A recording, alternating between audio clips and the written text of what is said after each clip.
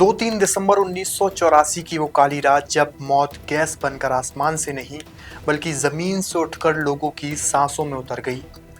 2 दिसंबर 1984 रात का समय लगभग 12:30 जब भोपाल शहर सो रहा था। लेकिन यूनियन कार्बाइड इंडिया लिमिटेड के अंदर एक केमिकल रिएक्शन शुरू हो चुका था। MIC यानी मिथाइल आइसोसाइनेट दुनिया के सबसे जहरीले रसायनों में से एक एक पल में टैंक के अंदर गर्म होता जा रहा था और अचानक एक तेज धमाका होता है। उसके बाद सफेद घनी गैस का बादल बाहर निकलने लगा। लोगों को पता भी नहीं था कि मौत अभी अभी उनके सिर पर मंडराना शुरू कर चुकी है।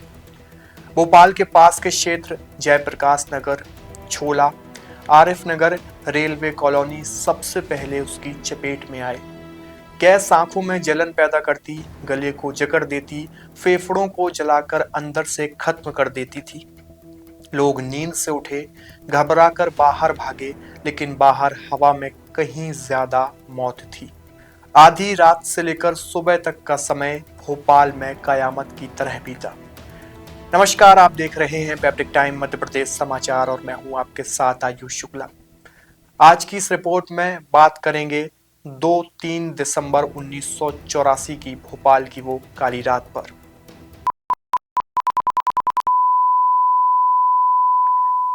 इस भयानक त्रासदी के बाद सरकारी आंकड़े कुछ और बताते हैं, पीड़ित परिवार कुछ और, लेकिन अनुमान है कि उस रात 3000 से ज्यादा लोगों की मौत हुई और आने वाले दिनों में यह संख्या 15,000 से भी कई ज्यादा पहुंच गई। गैस ने सिर्फ एक रात में लोगों को नहीं मारा, उसके असर से पैदा हुए रोगों ने दशकों तक लोगों की मौत, अपंगता और दर्द में जीने पर मजबूर किया। अब बात करते हैं कि आखिर ये हादसा कैसे हुआ। जांच रिपोर्टों में कई वजह सामने आई। प्लांट में सुरक्षा मानकों का पालन नहीं किया गया, मशीनों की समय पर मरम्मत नहीं हुई, अलार्म और सेफ्टी सिस्टम बंद पड़े थे और सबसे बड़ी बात, MIC जैसी खतरनाक केमिकल के लिए पर्याप्त सुरक्षा इंतजाम मौजूद नहीं थे। इन लापरवाहियों ने दुनिया की सबसे बड़ी औद्योगिक त्रासदियों में से एक को जन्म दिया। इस हादसे के बाद देश भर में लोगों का गुस्सा उमड़ पड़ा। कंपनी पर मुकदमे चले, सरकारें बदली, मुआवजे की बातें हुई, लेकिन सच यह है कि हजारों परिवार आज भी न्याय की तलाश में हैं। गैस पीड़ितों के लिए अस्पताल बने, योजनाएं बनी, लेकिन जीवन को वापस पटरी पर लाना आसान नहीं था।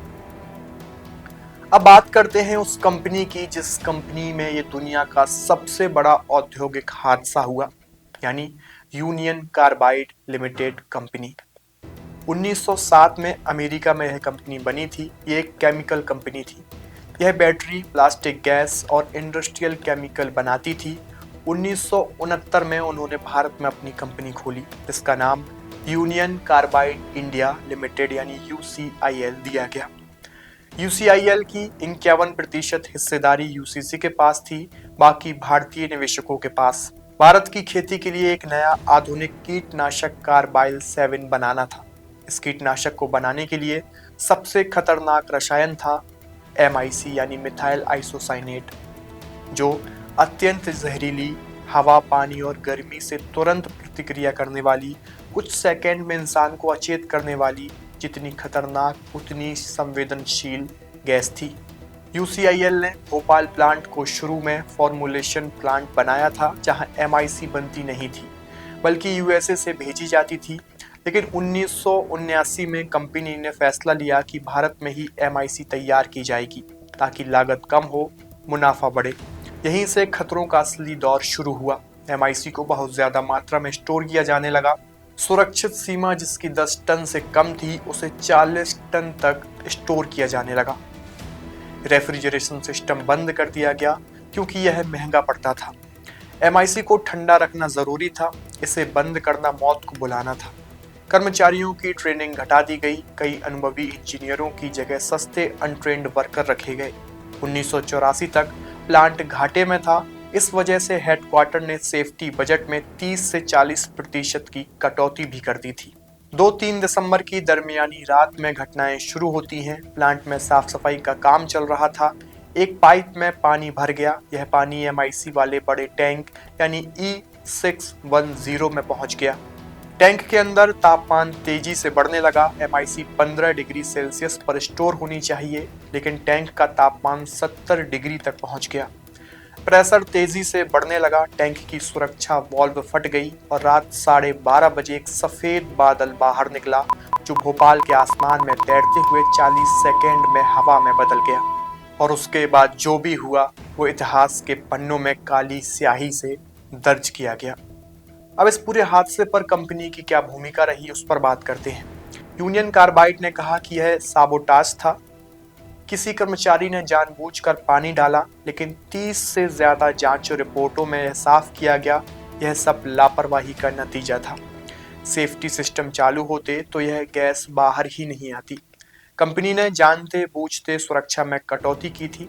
कंपनी के CEO वॉरेन एंडरसन को भारत में गिरफ्तार किया गया, लेकिन कुछ घंटों में ही VIP ट्रीटमेंट देकर उन्हें रिहा कर दिया गया।